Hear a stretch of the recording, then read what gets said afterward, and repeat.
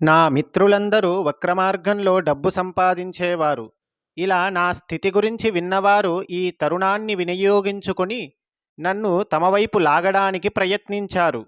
వారిలో కొందరు నా మాదిరి హఠాత్తుగా పరిస్థితులు తారుమారు కావడంతో పొట్ట గడవడానికి అవినీతి మార్గాల్లో వెళ్ళినవారు. ధనవంతులైన ఒక స్త్రీ చాలా కాలంగా నా మీద కన్ను వేసింది.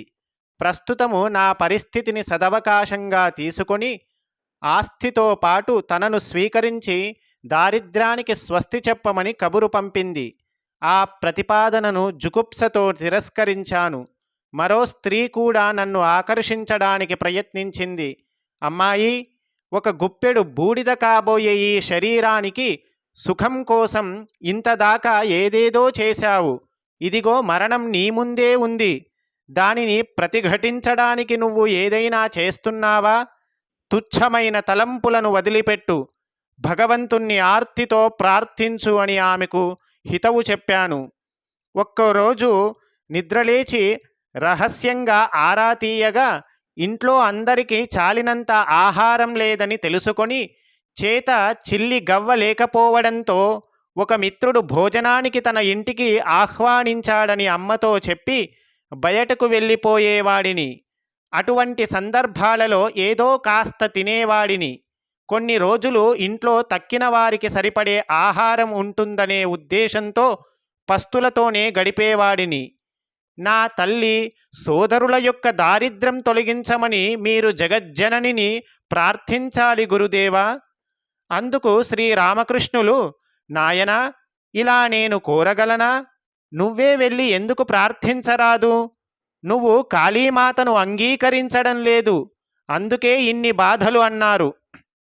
కాళీమాతను ప్రార్థించడానికి దేవాలయంలోకి వెళ్ళాను. కాళీమాత నిలబడి ఉంది. ప్రేమస్వరూపిణిగా, సాటిలేని సౌందర్యానికి ఆలవాలంగా, సజీవ చైతన్యమూర్తిగా ఆమె నిలబడి ఉంది. భక్తి ప్రేమతో నా హృదయం పొంగిపొరలింది. మైమరచి పదే పదే ఆమెకు ప్రణమిల్లి, తల్లి, నాకు వివేకం ప్రసాదించు, నిన్ను సదా సర్వవేళ దర్శించగలిగే భాగ్యం అనుగ్రహించు అని ప్రార్థించాను. మనసు ప్రశాంతమయ్యింది. లోకం పూర్తిగా మాయమైపోయింది. కాళీమాత మాత్రమే నా హృదయాన్ని నింపివేసింది. నేను తిరిగి వెళ్ళగానే శ్రీరామకృష్ణులు, ఏం నాయనా, దారిద్ర్యం అంతరించిపోవాలని జగజ్జననిని వేడుకున్నావా అని అడిగారు. నేను దిగ్భ్రాంతి చెందాను. లేదు, మరచిపోయాను గురుదేవా. ఇప్పుడు ఏం చెయ్యాలి? అమ్మను చూసి భక్తి ప్రేమలను మాత్రమే అడిగాను. ఎంత అప్రయోజకత్వం! కాసేపు నిన్ను నువ్వు అదుపులో ఉంచుకోవలసింది నరేంద్ర. వీలైతే మరోసారి వెళ్ళు అన్నారు గురుదేవులు. నేను మళ్ళీ కాళీమాత దేవాలయానికి వెళ్ళాను. వెళ్ళగానే చెప్పలేని సిగ్గు నన్ను ఆవహించింది. ఎంతటి అల్ప వస్తువులకై జగన్మాతను ఆశ్రయించాను. శ్రీరామకృష్ణుడు తరచూ అనేవారు, మహారాజు అనుగ్రహం పొంది కూడా గుమ్మడికాయను కోరినట్లు అట్టి మూర్ఖత్వమే నాది. ఎంతటి హేయమైన చింతన! సిగ్గుతోనూ ఆవేదనతోనూ పదే పదే జగజ్జననికి ప్రణమిల్లి, తల్లి, నాకు మరేదీ వద్దు, విశుద్ధ భక్తి జ్ఞానాలను మాత్రం ప్రసాదించు తల్లి అని వేడుకున్నాను. గురుదేవా, అందరికీ ఏదో ఒక ఆధ్యాత్మిక అనుభవం కలుగుతూ ఉంది. నాకు మాత్రం ఏదీ కలగడం లేదు. నాకు కూడా ఏదైనా లభించాలి. అప్పుడు రామకృష్ణ పరమహంస ఇలా అడిగారు, సరే, నీకు ఏం కావాలి? అందుకు నరేంద్రుడు, 3-4 రోజులు అవిచ్ఛిన్నంగా సమాధి స్థితిలోనే లీనమై ఉండిపోవాలి.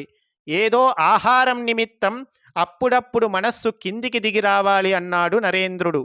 ఆ మాటలు విని శ్రీరామకృష్ణులు, నువ్వు ఒక అవివేకివి. ఇదా ఉన్నత స్థితి? ఇంతకన్నా అత్యున్నత స్థితి ఉంది. ఉన్నవన్నీ నువ్వే అని నువ్వే పాడుతావు కదా. ఆ స్థితిని నువ్వు అనుభవించవచ్చు. కానీ అంతకుముందు నీ కుటుంబానికి అవసరమైన ఏర్పాట్లు చేసిరా అన్నారు. నరేంద్రుడు మఠం నుండి ఇంటికి వెళ్ళిన తరువాత తక్కిన శిష్యులతో శ్రీరామకృష్ణులు ఇలా చెప్పారు, స్వీయ సంకల్పమాత్రముననే నరేన్ లోకం నుండి నిష్క్రమిస్తాడు. తాను ఎవరో గ్రహించిన మరుక్షణమే అతడు శరీరం త్యజిస్తాడు. తన మేధాశక్తితోనూ ఆధ్యాత్మిక శక్తితోనూ అతడు లోకపు పునాదులనే కదిలించి వేసే సమయం ఆసన్నమయ్యింది. అతడు పరమసత్యాన్ని అనుభూతి పొందకుండా ఉండాలని నేను ప్రార్థించాను. ఎందుకంటే అతడు దానిని పొందితే ఆ తరువాత లోకంలో జీవించడు. అతడు చేయవలసిన కార్యాలు ఎన్నో ఉన్నాయి. శ్రీ రామకృష్ణుల జన్మదినోత్సవం దక్షిణేశ్వరంలో జరిపారు. దానిలో కొందరు వేశ్యలు పాల్గొన్నారు. ఈ విషయం విన్న కొందరు ఆ ఉత్సవంలో పాల్గొనడానికి సంకోచించారు. అప్పుడు స్వామి వివేకానంద ఇలా అన్నారు: కొంత సాంఘిక భద్రత అవసరం. మనం దాన్ని ఎలా సమకూర్చగలం? కొందరు పురుషులు, ముఖ్యంగా వృద్ధులు, ఈ ఉత్సవం నాడు భద్రత కాపాడేవారుగా మసలుకోవాలి. ఉత్సవ ప్రాంగణం చుట్టూ వారు తిరుగుతూ ఏ స్త్రీ గాని ఏ పురుషుడు గాని మాటలలో గాని ప్రవర్తనలో గాని అసభ్యత కనబరిస్తే ఆ వ్యక్తిని తోట ఆవరణ బయటికి పంపివేయాలి. సత్ప్రవర్తన కలిగి ఉన్న స్త్రీ పురుషులు వారు యోగ్యులైన వ్యభిచారులైనా కూడా వారు భక్తులే, గౌరవనీయులే. చెన్నై నుండి స్వామీజీకి అలసింగా లేఖ అందింది. బ్రహ్మవాదిని పత్రిక ప్రచురించడం ఎంతో కష్టంగా ఉందని, ఆర్థిక సహాయం ఏదీ లభించలేదని అతడు రాశాడు. నీ ఉత్తరం ద్వారా బ్రహ్మవాదిని పత్రిక ఆర్థిక దుస్థితిలో ఉందని తెలిసింది. లండన్కు తిరిగి వెళ్ళాక నీకు సహాయం చేయడానికి ప్రయత్నిస్తాను. అలాంటి పత్రిక సహజంగా స్వకీయ సహాయం ద్వారానే నడవాలి. మనం ఆ విధంగా తప్పక చేద్దాం. కొన్ని నెలలు ఓపిక వహించు. స్వామీజీ చేపట్టిన జ్ఞానయోగ ప్రసంగాల సందర్భంలోనే కెప్టెన్ సేవియర్, ఆయన భార్య ప్రప్రథమంగా స్వామీజీని కలుసుకున్నారు. సేవియర్ ఆంగ్ల సైనిక విభాగంలో పనిచేశాడు. స్వామీజీ ప్రసంగం ఒకటి విని బయటకు వచ్చిన తరువాత అతడు అక్కడి నిలబడి ఉన్న మెక్లౌడ్తో, ఈ యువకుడు మీకు తెలుసా? నిజంగానే ఈయన మహాత్ముడేనా అని అడిగాడు. అవును అన్నది మెక్లౌడ్. వెంటనే సేవియర్, అలా అయితే ఈయనను అనుసరించాలి, ఈయనతో కలిసి భగవత్ సాక్షాత్కారం పొందాలి అన్నాడు. స్వామి వివేకానంద నాతో పాటు 8ో 10 రోజులు బస చేశారు. అప్పటికి ఆయన విశ్వవిఖ్యాతుడు కాలేదు. అది 1892. ఆయన నామధేయం ఏమిటని అడిగినప్పుడు సన్యాసి అని మాత్రం చెప్పారు. ఆయన ప్రసంగాలు ఏవీ చేయలేదు. ఆయన అద్వైతం గురించి, వేదాంతం గురించి మాత్రమే మాట్లాడారు. ఇతరులతో కలిసిమెలిసి ఉండటానికి ఆయన ఇష్టపడలేదు. ఆయన వద్ద చిల్లి గవ్వ కూడా లేదు. ఒక జింక చర్మం, 1-2 బట్టలు, ఒక కమండలం, ఇవే ఆయన ఆస్తి. స్వామీజీ జైపూర్లో ఉంటున్న విషయం తెలుసుకున్న స్వామి అఖండానంద ఆయనను చూడడానికి వచ్చారు. సోదర సన్యాసులలో అఖండానందకు స్వామీజీ పట్ల ప్రత్యేకమైన అక్కర, గౌరవం ఉన్నాయి. వివేకానందను సాక్షాత్తు గురువుగానే భావించేవారు. ఒకరోజు స్వామీజీ మిత్రులతో మాట్లాడుతున్నప్పుడు హఠాత్తుగా అఖండానంద ఆయన ముందుకు వచ్చి నిలబడ్డారు. స్వామీజీ మొదట ఆనందించినా తమ ఆనంద ఉద్వేగాన్ని బయటకు వెలిబుచ్చలేదు. అఖండానందుణ్ణి సుతిమెత్తగా మందలిస్తూ, ఇక నన్ను అనుసరించావంటే జరిగేది వేరు అంటూ భయపెట్టి పంపించి వేశారు. అఖండానంద అప్పటికీ వెళ్ళిపోయినప్పటికీ మళ్ళీ పలుచోట్ల స్వామీజీని వెంబడించడం మానలేదు. కృష్ణుని విగ్రహాన్ని ఊరేగిస్తూ ఒక భజన బృందం రాసాగింది. స్వామీజీ మరియు జైపూర్ సంస్థానాధిపతి హరిసింగ్ ఇద్దరూ ఒక పక్క నిలుచున్నారు. స్వామీజీ హరిసింగ్ను తాకి, హరిసింగ్, అదిగో చూడండి, కృష్ణుణ్ణి సజీవంగా చూడండి అన్నారు. హరిసింగ్ చూసినప్పుడు అక్కడ విగ్రహానికి మారుగా నిజంగానే శ్రీకృష్ణుడు నిలబడి ఉన్నాడు. హరిసింగ్ నమ్మలేకపోయాడు. పారవశ్యానికి లోనైన అతడి కళ్ళు నిశ్చలమైనాయి. కళ్ళ నుండి నీరు ధార కట్టింది.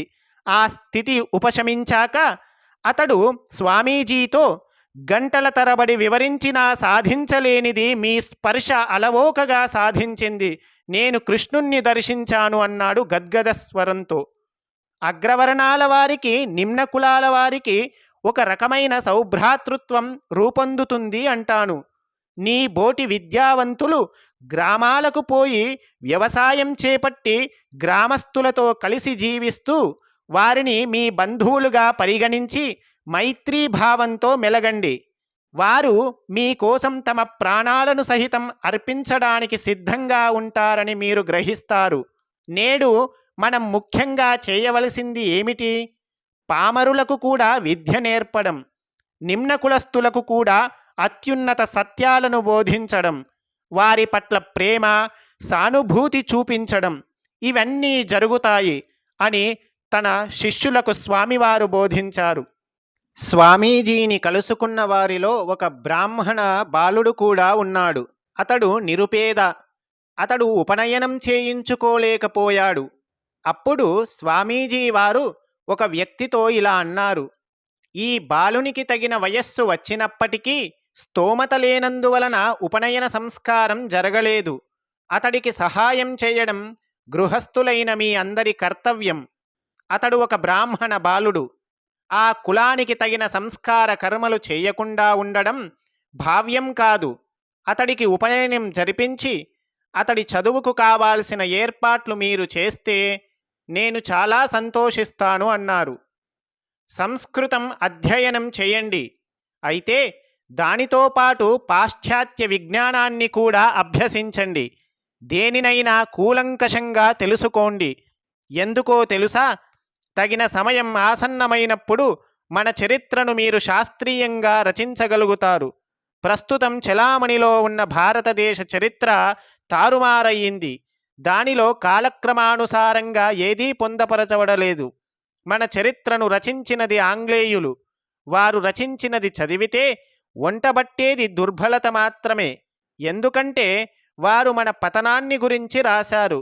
మన ఆచార వ్యవహారాలు, నాగరికత, సంస్కృతి, వారసత్వం, మతం, తత్వం లాంటి అంశాలను ఏవీ ఎరుగని వారు మన చరిత్ర ఎలా సరిగ్గా రాయగలుగుతారు? కానీ ఒక విషయం, గత చరిత్రను ఎలా పరిశోధించాలో వారు చూపించారు. ఆ మార్గాన్ని అనుసరించి మనం స్వతంత్రంగా మన చరిత్రను పరిశోధించాలి. వేదాలు, పురాణాలు, పురాతన శాస్త్రాలను అధ్యయనం చేయాలి. వాటి ఆధారంతో యథార్థమైన ఆత్మస్ఫూర్తిని కలిగించే చరిత్రను రచించాలి.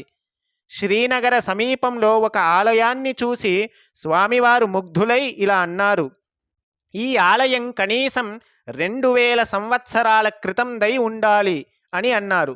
అప్పుడు పక్కనే నిలబడి ఉన్న అద్భుతానంద స్వామి స్వామీజీని చూసి, దేని ఆధారంగా ఇంత క్రితందై అంటున్నావు అని అడిగారు.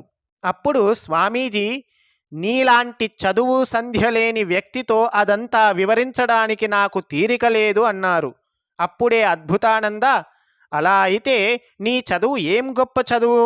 నాలాంటి మూర్ఖునికి నీ భావనను అవగతం చేయలేకపోతున్న నువ్వు ఏం పండితుడివి? అవాక్కయ్యారు స్వామీజీ. అద్భుతానంద స్వామి శ్రీరామకృష్ణుల శిష్యులలో ఒకరు. చదువుకోలేదు, కానీ రామకృష్ణ పరమహంస వారి ఆజ్ఞను పాటించడంలో గురువాజ్ఞా దురంధరుడు.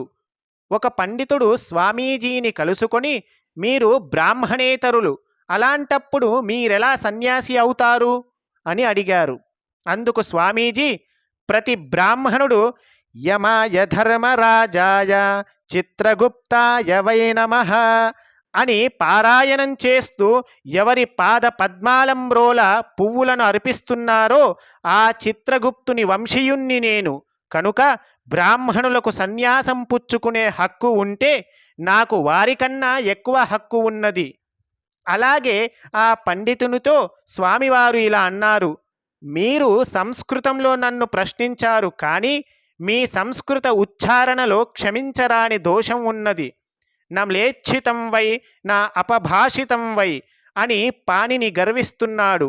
అందువల్ల ఈ వివాదాన్ని కొనసాగించే అర్హత మీకు లేదు అని చెప్పి వివాదాన్ని ముగింపునకు తెచ్చారు.